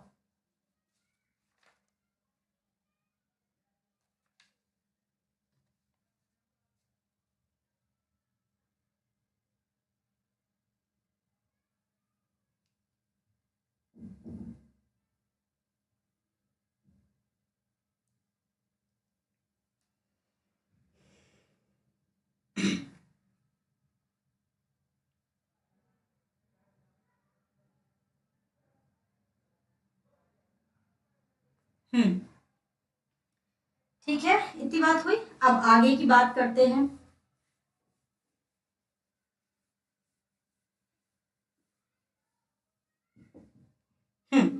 अब यहाँ देखो नीति शास्त्र क्या क्या करता है और क्या क्या करेगा नीति शास्त्र, इसको भी देखते हैं। नीति शास्त्र क्या करता है, क्या करता है, सीधी सी बात है, ये मानव व्यवहार का अध्ययन करता है, मानव व्यवहार का अध्ययन करता है। अब मानव व्यवहार कैसा, यानी मानव किस प्रकार का व्यवहार करता है, तो मानव के दो प्रकार के व्यवहार होते हैं, या मानव दो प्रकार की क्रियाएं या दो प्रकार के कार्य करता है। कार्य ही है जो उसके कहीं ना कहीं क्या कहलाएंगे, व्यवहार कहलाएंगे। हाँ ठीक है, कहीं ना कहीं क्या कहलाएंगे, उसके व्यवहार कहलाएंगे। ठीक है, तो यानी कि मानव जो कार्य करेगा दो प्रकार के होंगे कार्य, या तो वो अपनी इच्छा से कर रहा होगा, या तो वो अपनी अनिच्छा से किसी न किसी के दबाव में कर रहा होगा। जैसे मेरे को पढ़ाना है, मेरी इच्छा है, ये मैं अपनी इच्छा से कर रही हूँ। ठीक है, आप पढ़ रहे हो अपनी इच्छा से, किसी के दबाव से क्या कोई पढ़ सकता है या क्या कोई पढ़ा सकता है, नहीं। तो ये जो कार्य है ये क्या हो रहा है, अपनी इच्छा से हो रहा है। हाँ बच्चा जो है वो माता पिता के दबाव से जरूर पढ़ता है, क्योंकि उसका पढ़ने का तो मन नहीं करता है, लेकिन माता पिता दबाव बनाते हैं तो उसकी मजबूरी है कि उसको पढ़ना पड़ेगा। ठीक है, लेकिन हम और आप तो समझदार है, एडल्ट है, हम समझते कि हमारे लिए क्या सही है क्या गलत है, उस हिसाब से हम क्या करते हैं, अपने कर्म करते हैं, कार्य करते हैं। तो मनुष्य के पास दो प्रकार के, मनुष्य क्या करता है, दो प्रकार के कार्य करता है, एक ऐच्छिक कर्म करता है, ऐच्छिक कर्म करता है, और एक अनैच्छिक कर्म करता है, अनैच्छिक कर्म करता है। ठीक है, अब जो ऐच्छिक कर्म होंगे वो भी दो प्रकार से हम उसको डिवाइड कर सकते हैं। एक सचेतन मन से किए जाने वाले, यानी बिल्कुल दिल दिमाग, जैसे अभी आप पढ़ने के लिए बैठे हो, यहाँ पे अपनी बुद्धि, अपना विवेक, अपना समय सब कुछ लगाकर, अपना शरीर आप यहाँ पर विथ दिमाग के साथ क्या है, आप उपस्थित है, आप पढ़ रहे हैं, और मैं पूरा दिल दिमाग, अपनी बुद्धि, अपने विवेक का प्रयोग करके मैं यहाँ आपको पढ़ा रही हूँ। मैं आपके प्रति सचेत हूँ, आप मेरे प्रति सचेत है ना। तो इस प्रकार के जो कार्य होते हैं उनको हम क्या कहते हैं, सचेतन कार्य, जो बिल्कुल हम अपने माइंड को कंसंट्रेट करके कर रहे हैं। दूसरे एक कार्य होते हैं अभ्यासजन, अभ्यासजन, अभ्यासजन्य कार्य। अभ्यासजन्य कार्य कैसे? जिनको आपने एक से अधिक बार कई बार कर लिया है। जैसे रोज सुबह उठते हो आप, आपको ब्रश करना है, अभ्यासजन्य। आपका कुछ मन हो ना हो, आप सुबह उठ के सबसे पहले ब्रश टटोलोगे, उसके बाद या आप पानी पीते हो तो आप पहले पानी पियोगे। तो जिसका आपको रोज रोज अभ्यास हो चुका है करने का, फिर आप अगर पढ़ने बैठते हो तो आप उतने से उतने समय तक पढ़ने बैठोगे। तो ऐसा कार्य जिसके लिए रोज रोज आपको नियम ना बनाना पड़े, जो आपके अभ्यास में है, उस प्रकार के कार्य क्या कहलाते हैं? आपके अभ्यासजन्य कार्य कहलाते हैं। इसके अलावा अनैच्छिक कार्यों में भी दो प्रकार के क्या कार्य होते हैं। एक होता है अज्ञानतावश आप कोई कार्य कर रहे हैं, एक होता है आपका कि आप विकल्पहीन हैं, विकल्पहीन पूर्वक कार्य करें। अज्ञानतावश वाले कार्य जिसमें आपको अच्छा क्या है, अच्छा क्या है, बुरा क्या है, इसका कोई ज्ञान नहीं होता। अज्ञानता वाले कार्य कैसे? कि इसमें अच्छा क्या है, बुरा क्या है, इसका आपको कोई आभास नहीं होता, कोई ज्ञान नहीं होता। और विकल्पहीन कार्य मतलब कोई एक कार्य आपको दे दिया गया, आप उसको लूप के तरीके से करते जा रहे हो, आपके पास कोई दूसरा विकल्प ही नहीं है। आप एक ही कार्य है, जैसे आपको बोल दिया कि आपको घर के काम करना है, आपको पढ़ाई लिखाई नहीं करनी है, तो आप अपने विवेक का प्रयोग नहीं कर रहे, बस आपको सामने वाले ने किसी ने बोल दिया, आप उसी में लूप की तरीके से चलते चले जा रहे हैं। मतलब आप सीधे एक ही कार्य को कर रहे हैं, आपके पास कोई दूसरा विकल्प मौजूद नहीं है। ठीक है, कोई दूसरा विकल्प मौजूद नहीं है, ऐसे आप बोल रहे हैं। ठीक है, तो इस तरीके से आप देखते हैं कि मनुष्य जो है वो ऐच्छिक अनैच्छिक दो प्रकार के कार्य करता है, दो प्रकार के कार्य करता है, और उसके इन्हीं प्रकार के कार्यों का अध्ययन करना ही क्या कहलाता है? नीति शास्त्र कहलाता है, नीति शास्त्र कहलाता है। और इसी के आधार पर दो प्रकार के विश्लेषण किए जाते हैं, एक तथ्यात्मक विश्लेषण और एक मूल्यात्मक विश्लेषण। ठीक है, दोनों में बहुत बड़ा अंतर है। अभी आपको और समझाती हूँ इसके आगे की कहानी। ठीक है, फिलहाल आप इतना समझो कि मानव का व्यवहार यानी मानव द्वारा किए जाने वाले कार्यों का अध्ययन, ये क्या कहला रहा है? नीति शास्त्र। अब ये जो अध्ययन होगा वो किन आधारों पर होगा? दो आधारों पर होगा। ये जो अध्ययन होगा वो किन आधारों पर होगा? दो आधारों पर होगा। दो आधार कौन कौन से? एक है आपका तथ्यात्मक आधार, तथ्यात्मक आधार, और एक है आपका मूल्यात्मक आधार, मूल्यात्मक आधार। ठीक है, तथ्यात्मक आधार कहने का अर्थ क्या है? यानी कि मनुष्य क्या करता है। तथ्यात्मक आधार मतलब कि क्या? कि मनुष्य क्या करता है, मनुष्य क्या करता है, इसका अध्ययन करना क्या कहलाता है? तथ्यात्मक। यानी ये किसकी बात कर रहा है? नीति शास्त्र की बात कर रहा है। नीति शास्त्र क्या बोलता है? नीति शास्त्र यही तो बोलता है कि मनुष्य क्या करता है, इसका अध्ययन जो करेंगे हम वो नीति शास्त्र के अंतर्गत करेंगे। जबकि मूल्यात्मक जो अध्ययन है वो किस आधार पर किया जाता है? कि मनुष्य को क्या करना चाहिए, मनुष्य को क्या करना चाहिए, मनुष्य को क्या करना चाहिए, ये क्या कहलाता है? मूल्यात्मक। यानी कि ये किसकी बात कर रहा है?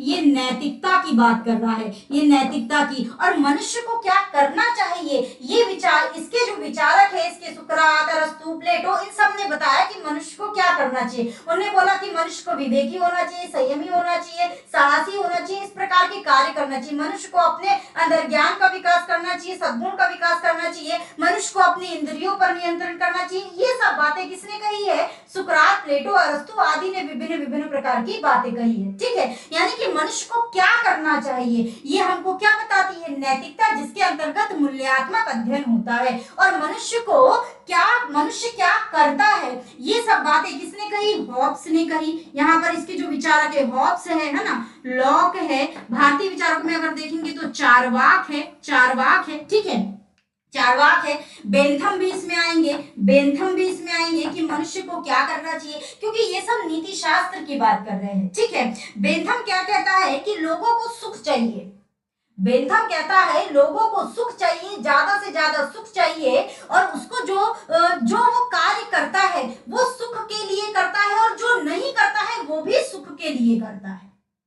बेंथम कहता है कि मनुष्य को क्या चाहिए? सिर्फ सुख चाहिए। वो जो कार्य करेगा सुख के लिए करेगा, जो नहीं करेगा वो भी सुख के लिए करेगा।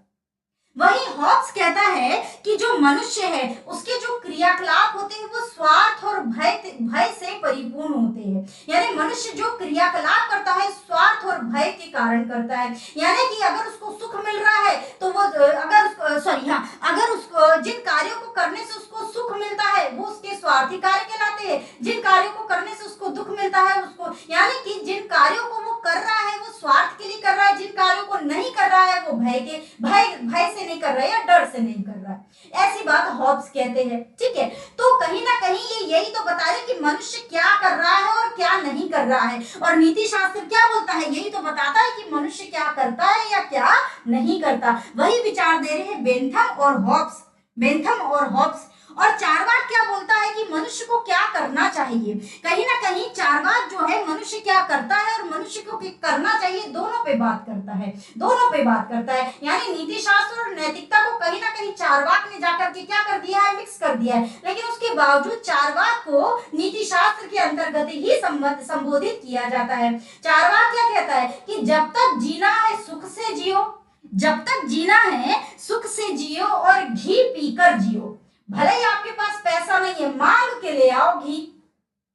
ये कहता है पैसा नहीं है, जाओ मांग के ले आओ। यानी चारवाक बोलता है कि कोई चीज इतना करो जब तक कि आपकी इंद्रियां संतुष्ट ना हो जाए। इसके लिए वो एक बात भी कहता है कि पित्वः या पतित्विः भूतले। यानी कि इतनी शराब पियो कि जब तक आप भूतल पर लेट ना जाओ। कौन बोलता है, चारवाक बोलता है। ऐसा क्यों बोलता है, क्योंकि वो इंद्रिय सुख को ही सब कुछ मानता है। चारवाक ये कहता है कि मनुष्य के इंद्रिय सुख से बढ़कर कोई चीज नहीं है। कोई भी वो कृत्य करे, कोई भी कार्य करे, खा रहा है तो इतना खाए, सो रहा है तो इतना सोए, दारू पी रहा है तो इतना पिए कि जब तक कि उसकी अति ना हो जाए, जब तक कि वो उस चीज का अतिरेक उसके अंदर ना हो जाए। वो ये कहता है क्योंकि जब तक आपकी इंद्रियां संतुष्ट नहीं है तब तक आप खुश रह ही नहीं सकते। वो बोलता है नरक स्वर्ग कुछ नहीं होता है, सब यही होता है। अगर आप सुखी हो, खुश हो तो आप स्वर्ग में हो, अगर आप दुखी हो तो आप नरक में हो। ऊपर जाने के बाद किसने देखा है, जो चीज दिखाई नहीं रही है मैं उसमें विश्वास क्यों करूं। ना ईश्वर को मानता है ना मोक्ष को मानता है। वो यही बोलता है कि प्रत्यक्ष ही नहीं है। दिख रहा है क्या, ईश्वर दिख रहा है क्या, मोक्ष दिख रहा है क्या, स्वर्ग नरक दिख रहा है क्या, नहीं, सब यही है कहता है वो, यही है कहता है वो। कौन, चारवाक कहता है ऐसा। तभी तो चारवाक के जो विचार है वो बहुत ज्यादा चल नहीं पाए। चारवाक बोलता है प्रत्यक्षम इति प्रमाणम। यानी कि जो सामने दिखे उसी को मानो, जो ना दिखे उसको ना मानो।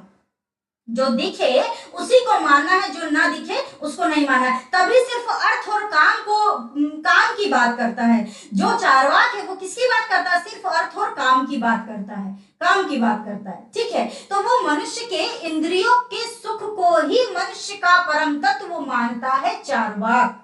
ठीक है, तो इस प्रकार के जो विचारक हुए इन्होंने यही तो बताया कि अपने इंद्रियों को सुखी करने के लिए, अपने इंद्रियों की संतुष्टि के लिए मनुष्य कोई भी कार्य कर जाए, कोई उसमें बुराई नहीं है, अच्छा बुरा से उसको मतलब नहीं है। वो हर कार्य को करने की बात करता है, बस इतना करो कि आपकी इंद्रियां संतुष्ट हो जाए। वो ऐसे बोलता है चारवाक। ठीक है, तो इस तरीके की बातें करती है चारवाक के द्वारा की जाती है। इसके अलावा इधर पे हम गीता, वेद, सुकरात, प्लेटो आदि इनके विचारों को रख सकते हैं जो नैतिकता का पाठ पढ़ाते हैं। जैसे गीता हमारी बोलती है कि कर्म करो, फल की चिंता मत करो। मतलब वो आपको वर्तमान में कार्य करने के लिए बोल रही है, लेकिन भविष्य में क्या होगा उसकी चिंता मत करो, आप अच्छे कर्म करिएगा। ठीक है, विभिन्न प्रकार के संबंधों में कैसे आपको व्यवहार करना चाहिए, कैसे आपको निर्णय लेना चाहिए, ये सारी चीजें गीता, वेद आदि से हमको प्राप्त होती है। इनकी नहीं, वैसे भी अपने अपने विचार के हिसाब से अरस्तु, सुकरात, प्लेटो भी कुछ मनुष्य की जो नैतिकता, उसके सद्गुण आदि की बात करते हैं। ठीक है, तो इस प्रकार आप देख पा रहे हैं कि जो नीति शास्त्र है वो मानव व्यवहार के अंतर्गत दो प्रकार की चीजें बताता है। एक कि मनुष्य क्या करता है, दूसरा कि मनुष्य को क्या करना चाहिए। तो ये एक अंतर होता है नैतिकता और नीति शास्त्र में। किसमें, नैतिकता और नीति शास्त्र में। ठीक है, इसके अलावा और क्या करता है नीति शास्त्र, अभिवृद्धि का अध्ययन करता है। अभिवृत्ति का अध्ययन करता है। नीति शास्त्र क्या करता है, अभिवृत्ति का अध्ययन करता है। अभिवृत्ति कहने का मतलब मानव का व्यवहार, आप और हम जैसे व्यवहार करते हैं, जैसे सोचते हैं, उन सब का अध्ययन किसके अंतर्गत आता है, अभिवृत्ति के अंतर्गत आता है। ठीक है, तो इसी अभिवृत्ति का अध्ययन कौन करता है, नीति शास्त्र करता है। कहने का मतलब ये है कि जो ये अभिवृत्ति है यानी मानव जो व्यवहार है, अच्छा अब मेरा व्यवहार अलग है, आपका व्यवहार अलग होगा, आपके पड़ोसी का व्यवहार अलग होगा। ऐसा क्यों है भाई, कुछ तो बाहरी तत्व उस पर प्रभाव डाल रहे होंगे, तभी तो हम सबके व्यवहार अलग अलग है। अगर एक ही बात होती कि मनुष्य का व्यवहार एक जैसा होता तो सभी प्राणी एक जैसा सोचते, रचनात्मकता की कोई जगह नहीं होती, है ना। तो यानी कि एक जो मनुष्य है उसके व्यवहारिक होने में, यानी कि उसके व्यवहार पर विभिन्न प्रकार के क्षेत्रों के प्रभाव अलग अलग तरीके से पड़ सकते हैं। हम ये कहते हैं कि मनुष्य के ऊपर अगर हम देखें तो सबसे पहला प्रभाव उसकी शिक्षा का ही पड़ता है।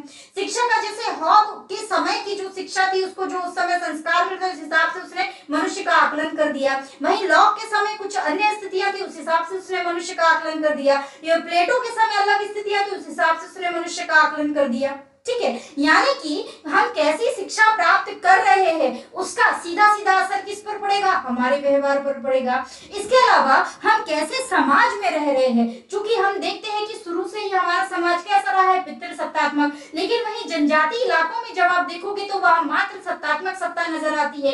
यानी कि अगर आप पितृसत्तात्मक समाज में है और पितृ प्रधानता आपके परिवार में सर्वाधिक उमड़ी हुई है, कहने का अर्थ ये कि आपने कभी अपनी दादी को परिवार में कोई निर्णय निर्माण में भूमिका निभाते नहीं देखा, आपने अपनी माँ को परिवार में कभी कोई निर्णय निर्माण में भूमिका निभाते नहीं देखा, यानी आपने ये भी देखा कि आपके परिवार के जो पुरुष सदस्य है वो कभी महिला सदस्यों की राय नहीं लेते हैं। तो ये चीज जो आप देखते आ रहे हैं अपने परिवार में, अपने समाज में, उसका सीधा सीधा प्रभाव आप पर पड़ेगा। आप अपनी पत्नी के साथ भी वैसा ही करेंगे, आपका बच्चा होगा आपका वैसा व्यवहार देखेगा, वो अपनी पत्नी के साथ भी वैसा करेगा। ठीक है, अगर माता की भूमिका है परिवार में, माता से कोई भी चीज पूछा जा रहा है, निर्णय निर्माण में उसकी भूमिका ली जा रही है आपकी दादी से, आपकी माता जी से, आपकी बहन से, तो कहीं ना कहीं उसका प्रभाव भी आप पर पड़ेगा। आप अपनी पत्नी को भी उसी प्रकार प्रायोरिटी देंगे। जब आपका बच्चा ये देखेगा कि आप अपनी पत्नी को उतनी स्तर पर प्रायोरिटी दे रहे, तो आपका बच्चा भी भविष्य में अपनी पत्नी को प्रायोरिटी देगा।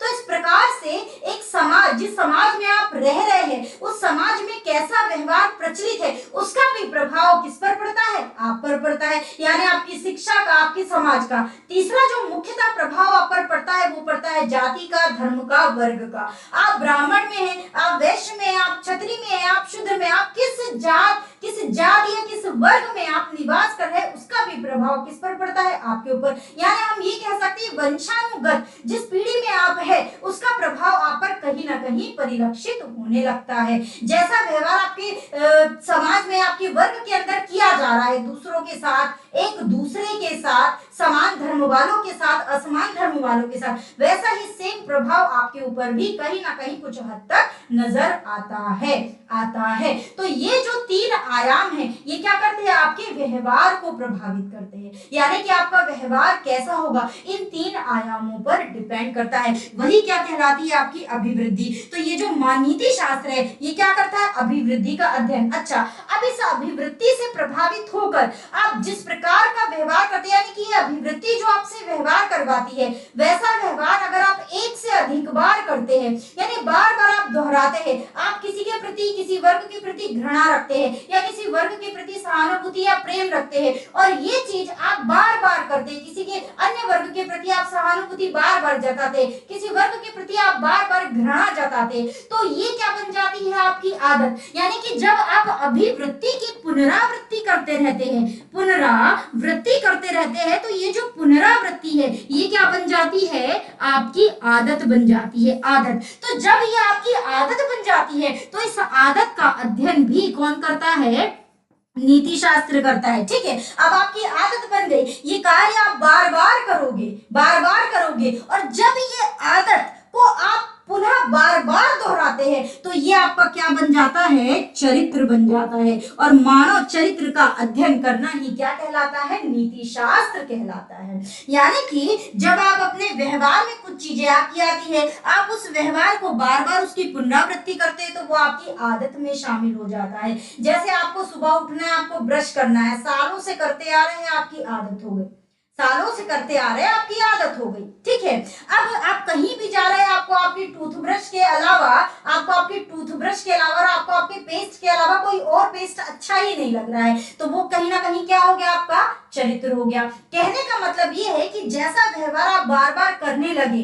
बार बार आप उस चीज को दोहराने लगे, किसी के प्रति आप सहानुभूति जताने लगे, आप अपने परिवार में क्या देख रहे हैं कि आपकी माता जी की कोई वैल्यू नहीं है, आप भी उनकी वैल्यू करना छोड़ दिया है। आप जब कोई नहीं कर रहा है तो आप भी नहीं करे, तो इस प्रकार आप कहीं ना कहीं एक समय बाद आपको नकार देंगे। दोबारा जब कभी बात आएगी तो कहीं ना कहीं आप उसको उनको झंझलाहट से या उनको इग्नोर करके चीजें करने लगेंगे। तो क्या हो गई है, वो आपकी आदत हो गई है। और जब ये आदत बाहर भी झलकने लगे, कहीं ना कहीं समाज में झलकने लगे, ये हम कह सकते हैं, तो वो आपका क्या बताने लगती है, चरित्र बताने लगती है कि अरे फलाने व्यक्ति का तो चरित्र ही ऐसा है। ऐसा हम बोलते हैं ना कि अरे उसका तो चरित्र ही खराब है या उसका तो चरित्र बहुत अच्छा है। तो ये है, तो जब अभिवृत्ति की पुनरावृत्ति होगी तो आदत, आदत की पुनरावृत्ति होगी तो चरित्र, और इन तीनों स्तरों का अध्ययन करना ही क्या कहलाता है, नैतिक शास्त्र कहलाता है।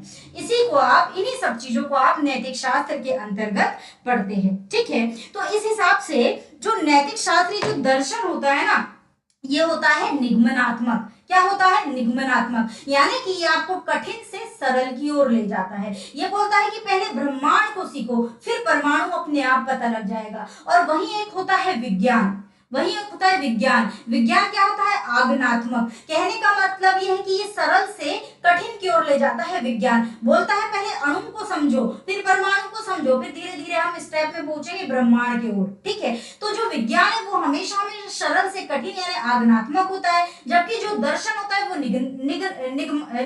निगमनात्मक होता है। ठीक है, यानी कठिन से सरल की ओर जाता है। और दर्शन के जो है यानी कठिन से सरल या निगमनात्मक जो अवधारणा है, इसके मुख्यतः अरस्तु को हम देख सकते हैं। और विज्ञान की जो बात करता है इसमें हम विज्ञान की जो बात करता है उसमें हम अरस्तु को देख सकते हैं, जबकि दर्शन की जो बात करता है उसमें हम प्लेटो के विचार को मुख्य तौर पर रख सकते हैं। ठीक है, तो इस प्रकार से आप देखेंगे कि ये जो नीति शास्त्र है एक कला भी है तो एक विज्ञान भी है। एक आपके आंतरिक वैल्यूज को बढ़ा रहा, आपके अंदर आंतरिक अवधारणाओं को बढ़ा रहा, आपके अंदर आंतरिक नैतिकता को उत्पन्न कर रहा है। तो आपको एक तरफ ये बता रहा है कि आपको क्या आपका जो आप जो व्यवहार करते हैं, आप जो चीजें कर रहे हैं उसका अभी हम अध्ययन कर रहे हैं, इस प्रकार से आपको आचरण करना चाहिए। तो एक नीति शास्त्र और नैतिकता एक सिद्धांत और एक व्यवहार है, एक व्यवहार है। और इन दोनों के संबंध को ही पढ़ना क्या कहलाता है, नीति शास्त्र और नैतिकता का अध्ययन करना। तो इन्हीं सब चीजों का हम क्या करेंगे, इसमें अध्ययन करेंगे। यहां तक चीजें आप लोगों को क्लियर हुई या नहीं बताइएगा। यहां तक चीजें क्लियर हुई सभी को, बताओ।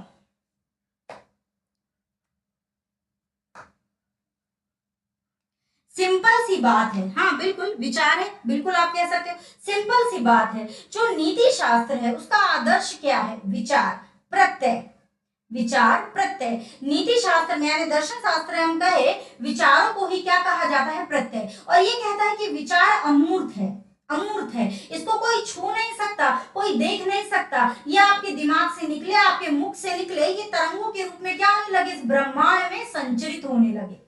ये जो विचार है आपके मुख से, मेरे मुख से ये ध्वनि निकली, अब ये तरंगों के रूप में क्या होने लगी, ब्रह्मांड में संचरित होने लगी। आपने अट्रैक्शन ऑफ लॉ का नियम पढ़ा है, ये जो अट्रैक्शन ऑफ लॉ का नियम है इसी पर आधारित है कि आप जैसा सोचोगे, आप जैसा सोचोगे, आप जैसा बोलोगे, आपकी वाणी से जैसी चीजें निकलेगी, आपका भविष्य वैसा ही हो जाएगा। कई बार आपने कई चीजें देखी होगी कि बोलो और जो चाहते हो वो पालो। तो ये इसी को कहते हैं अट्रैक्शन ऑफ लॉ। जैसे आप बोलते हो, जो वाणी से आपके मुखार बिंदु से जो शब्द निकलते हैं वो शब्द ब्रह्मांड में संचरित होते तरंगों के रूप में। जब आप बार बार उस चीज को बोलते हो तो वो चीज आपकी तरफ आकर्षित होने लगती है। आप चाहते हो मेरे को अधिकारी बनना है, आप बार बार बोलो मैं अधिकारी हूँ, मैं अधिकारी हूँ, मैं अधिकारी हूँ। ये जो वाणी से आपके शब्द निकल रहे हैं ये क्या होने लगेंगे, ब्रह्मांड में संचरित होने लगेंगे। ये दर्शन बोलता है, ये मैं नहीं बोल रही हूँ, दर्शन शास्त्र कहता है। और तो जो द सीक्रेट नामक एक बुक है वो इसी दर्शन पर, इसी विचार पर, इसी सोच पर आधारित है। ये क्या है, विचारों का एक अध्ययन ही है, प्रत्ययों का अध्ययन ही है। सुकरात, प्लेटो, अरस्तु ये सब क्या बात करें, इन्हीं विचारों की बात करें, इन्हीं विचारों को प्रायोरिटी दे रहे, कह रहे ये जो विचार ब्रह्मांड में संचरित होते हैं उसके माध्यम से आप जो चाहे वो पा सकते हो। ये विचार ही है आपके, ठीक है। विचार को सबसे ज्यादा महत्व, हालांकि इनको छू नहीं सकते, देख नहीं सकते, इसलिए इनको क्या बोला गया, अमूर्त बोला गया। अमूर्त है ये, इनको हम नहीं देख सकते, नहीं छू सकते, लेकिन उसके बावजूद इनका अस्तित्व आज है, पहले था, आज है और भविष्य में भी आजीवन तक हमेशा बना रहेगा, बना रहेगा। नहीं देख सकते उसके बावजूद भी बना रहेगा। वही नैतिकता आपको क्या बोल रही है कि आपके अंदर क्या होना चाहिए, सद्गुण होना चाहिए, आपके अंदर व्यवहार होना चाहिए, आपके अंदर ईमानदारी होना चाहिए, आपके अंदर शुभ अशुभ को पहचानने की क्षमता होनी चाहिए। अच्छा क्या है, बुरा क्या है, ये सब आपको आना चाहिए। मूर्त क्या है इसके बारे में भी आपको जानकारी होनी चाहिए। भला बुरा सब कुछ जितना भी है, बुद्धिमत्ता, साहस, दान, प्रेम, दया, करुणा, ये सब जो भाव है ये आपके अंदर नैतिकता से आते हैं। और ये जो आए कहां से, ये विचार तो नीति शास्त्र से ही निकले हैं, निकले। ठीक है, तो यही एक तरीके से ओवरऑल आपको इन्हीं चीजों का इसमें क्या करना है, अध्ययन करना है। अब आज तो लिखाने का समय नहीं बचा है, मैं इसके बारे में कल लिखाऊंगी आपको। ठीक है, मैं इसके बारे में आपको कल लिखाऊंगी। यहां तक बात आप लोगों को अच्छे से और अच्छे तरीके से समझ में आई या नहीं, या 10 मिनट में कुछ एक पैरा लिखना चाहते हो तो मैं लिखवा भी देती हूँ। इसकी स्टार्टिंग एक काम करो, स्टार्टिंग कर लेते हैं इसकी। ठीक है, तो सब लोग हेडिंग दे दीजिएगा, 10 मिनट में मैं लिखवा देती हूँ, 9:30 तक आपको, है ना। हेडिंग दे दीजिएगा नीति शास्त्र और परिचय। कैसे हेडिंग दोगे?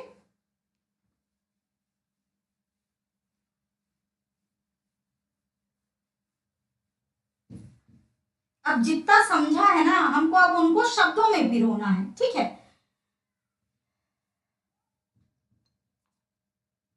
नीति शास्त्र,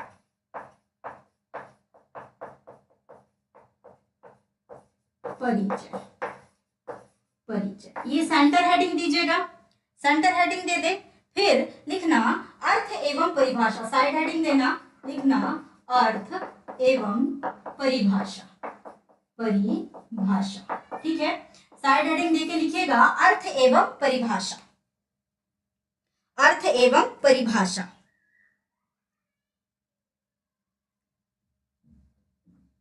अर्थ एवं परिभाषा।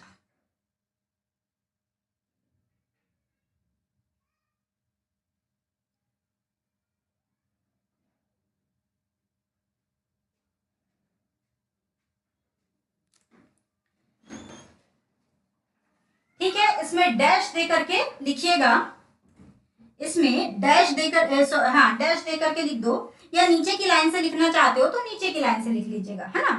लिखना नीति शास्त्र का अंग्रेजी पर्याय, नीति शास्त्र का अंग्रेजी पर्याय, नीति शास्त्र का अंग्रेजी पर्याय इथिक्स, नीति शास्त्र का अंग्रेजी पर्याय इथिक्स, इथिक्स, इथिक्स को सिंगल इन्वर्टेड में लिखना, इथिक्स है, नीति शास्त्र का अंग्रेजी पर्याय इथिक्स है, इथिक्स है। एक पैरा लिख लीजिएगा काव्यन जी, है ना, 10 मिनट में मात्र हो जाएगा।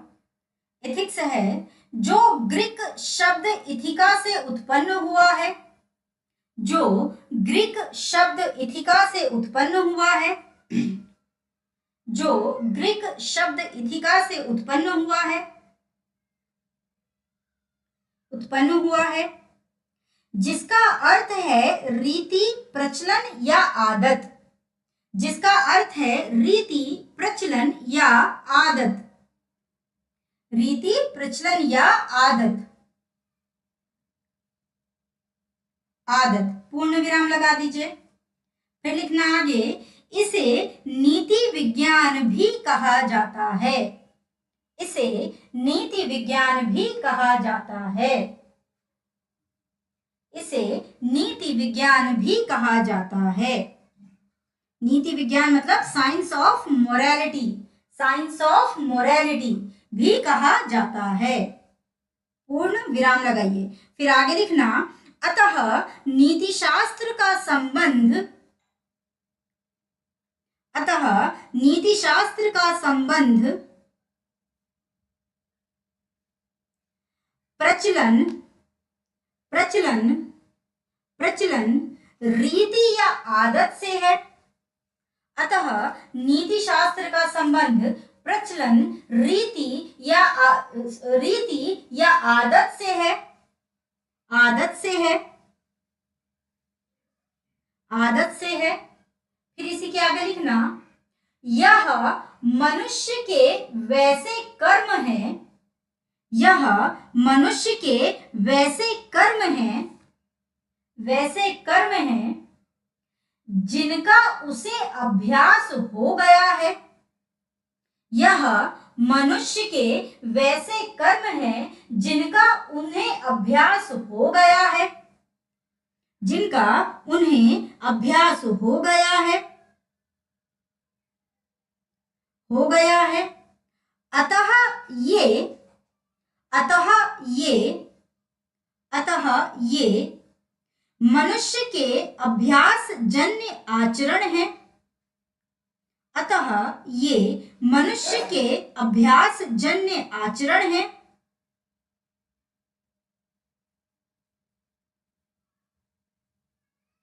अभ्यास जन्य आचरण है। फिर इसके आगे लिखना, मनुष्य की ऐच्छिक क्रियाओं को ही आचरण कहा जाता है। मनुष्य की ऐच्छिक क्रियाओं को ही आचरण कहा जाता है। मनुष्य की ऐच्छिक क्रियाओं को ही आचरण कहा जाता है।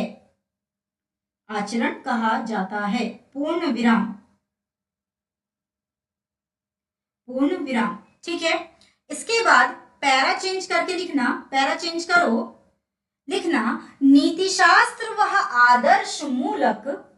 नीति शास्त्र जहां से शुरू किया वहां क्या लगा दो, डबल इन्वर्टेड कॉमा। नीति शास्त्र, नीति शास्त्र वह आदर्श मूलक, वह आदर्श मूलक, नीति शास्त्र वह आदर्श मूलक, आदर्श मूलक और मानकीय विज्ञान है। नीति शास्त्र वह आदर्श मूलक और मानकीय विज्ञान है, मानकीय विज्ञान है जो जो सामाजिक जीवन व्यतीत करने वाले, जो सामाजिक जीवन व्यतीत करने वाले, व्यतीत करने वाले, व्यतीत करने वाले मनुष्य के ऐच्छिक और आचरण संबंधी, मनुष्य के ऐच्छिक और आचरण संबंधी, मनुष्य के ऐच्छिक और आचरण संबंधी कर्मों का विश्लेषण कर, कर्मों का विश्लेषण कर, कर्मों का विश्लेषण कर उनके संबंध में, उनके संबंध में, उनके संबंध में उचित अनुचित, उचित अनुचित अथवा शुभ अशुभ का, उचित अनुचित अथवा शुभ अशुभ का मानदंड प्रस्तुत करता है। उचित अनुचित, शुभ अथवा अशुभ का मानदंड प्रस्तुत करता है, मानदंड प्रस्तुत करता है। पूर्ण विराम, पूर्ण विराम लगा दो और सिंगल इन्वर्टेड, जो डबल इन्वर्टेड कॉमा था उसको क्लोज कर दो। ठीक है, क्लोज कर दीजिएगा उसको। प्रस्तुत करता है। ठीक है, पूर्ण विराम। फिर आगे लिखना, इस प्रकार नीति शास्त्र, इस प्रकार नीति शास्त्र, इस प्रकार नीति शास्त्र व्यवहार के उन मानकों की व्याख्या करता है। इस प्रकार नीति शास्त्र, इस प्रकार नीति शास्त्र व्यवहार के उन मानकों की व्याख्या करता है, व्यवहार के उन मानकों की व्याख्या करता है जिसके द्वारा व्यक्ति के कर्मों का, जिसके द्वारा व्यक्ति के कर्मों का, जिसके द्वारा व्यक्ति के कर्मों का वस्तुनिष्ठ ढंग से मूल्यांकन किया जाता है, जिसके द्वारा व्यक्ति के कर्मों का वस्तुनिष्ठ ढंग से मूल्यांकन किया जाता है, मूल्यांकन किया जाता है और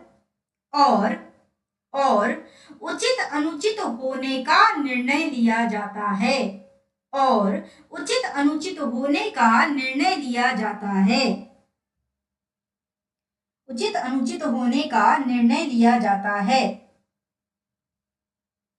अतः अतः नीति शास्त्र, अतः नीति शास्त्र, नीति शास्त्र अच्छे आचरण, अच्छे आचरण, शुभ या अशुभ व्यवहार को, अतः नीति शास्त्र अच्छे आचरण, शुभ या अशुभ व्यवहार को, व्यवहार को परिभाषित करता है, व्यवहार को परिभाषित करता है, परिभाषित करता है, पूर्ण विराम। ठीक है, अब एक नाम लिखना, William lily, William lily, lily, William lily के अनुसार, दो लोगों की परिभाषा लिखा दे रही हूं, एक विलियम लिली की और एक मैकेंजी की। ठीक है, दोनों परिभाषा अच्छी है, इजी है और आसानी से याद भी हो जाएगी और इम्पोर्टेंट भी है। ठीक है, तो विलियम लिली के अनुसार ऐसा हेडिंग दीजिए। इसके बाद लिखना, नीति शास्त्र उन मानकों की व्याख्या प्रस्तुत करता है, नीति शास्त्र उन मानकों की व्याख्या प्रस्तुत करता है,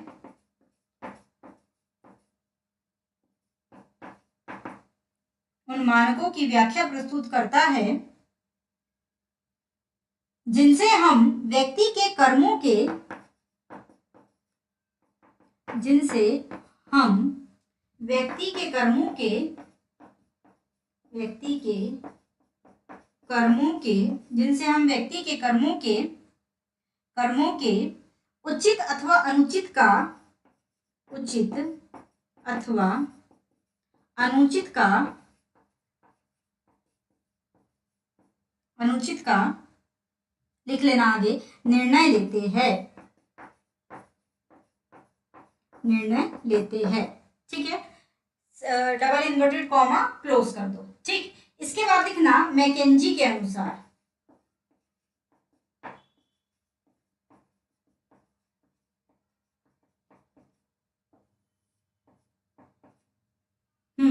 मैकेंजी के अनुसार लिखना, व्यवहार में जो कुछ सत या शुभ है, व्यवहार में जो कुछ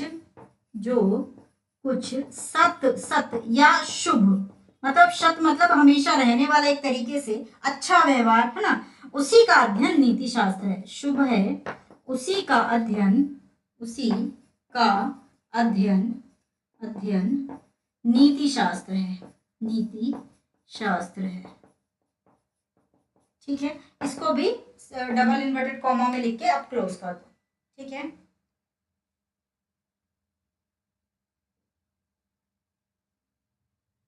लिख लिए इतना सबने। मैकेंजी का, व्यवहार में जो कुछ सत या शुभ है उसी का अध्ययन नीति शास्त्र है। मैकेंजी ने कहा कि व्यवहार में जो कुछ सत या शुभ है उसी का अध्ययन नीति शास्त्र है। ठीक है, और विलियम लिली ने बोला कि नीति शास्त्र उन मानकों की व्याख्या प्रस्तुत करता है जिनसे हम व्यक्ति के कर्मों के उचित अथवा अनुचित का निर्णय लेते हैं। ठीक है, अब इसके बाद नीचे की लाइन से लिखना, उपरोक्त परिभाषाओं से स्पष्ट होता है कि, उपरोक्त परिभाषाओं से स्पष्ट होता है कि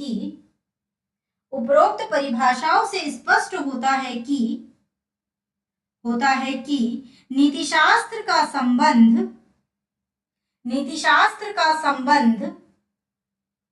उपरोक्त परिभाषाओं से स्पष्ट होता है कि नीति शास्त्र का संबंध आचरण के औचित्य या अनौचित्य से है, आचरण के औचित्य या अनौचित्य से है, औचित्य या अनौचित्य से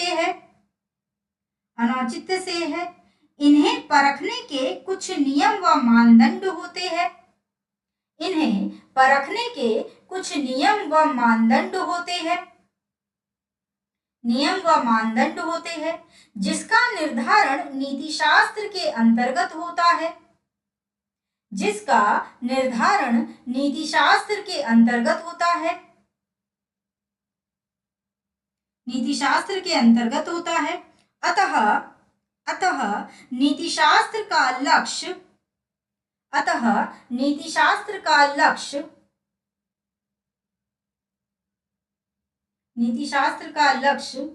जीवन के वास्तविक आदर्श,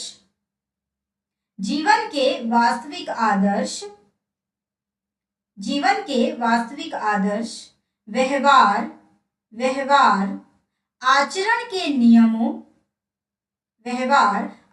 के नियमों व मानकों को स्थापित करना है, आचरण के नियमों व मानकों को स्थापित करना है, पूर्ण विराम। ठीक है, तो यहां तक आपका एक बेस जो हम लोगों ने आज समझा वो कंप्लीट, हालांकि और चीजें अभी इसमें लिखाने की है, पर अब उसको हम लोग कल देखेंगे। आज के लिए बस इतना ही है, ठीक है, बाकी अब कल मिलते हैं। कल आगे नैतिकता की बात करेंगे, फिर नीति शास्त्र और नैतिकता में समानता और अंतर दोनों की बातें करेंगे। ठीक है, तो अब हम कल की क्लास में मिलेंगे।